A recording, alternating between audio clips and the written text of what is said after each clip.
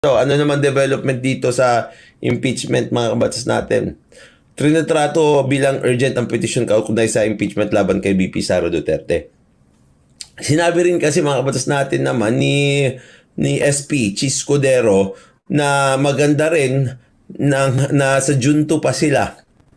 Okay, sa Junto pa sila magko-convene at doon pa lang sila magpo-proceed doon sa pagharap dito sa impeachment trial mga kabats natin kasi nga sinabi rin ni SP Chis Cudero na kukuha siya ng guidance sa Supreme Court ukol doon sa mga sunod-sunod na final na kaso sa Supreme Court tungkol sa impeachment trial. Kasi nga ano yung mga final na mga kabats natin, unang-una mga kabats natin, nag-file na sila na mag-convene na daw, no? Mandamos, pinipilit nila na mag-convene na yung Senado bilang impeachment court. Yun yung unang-una. Pangalawa, mga kabatas natin, meron din nag-file na defective.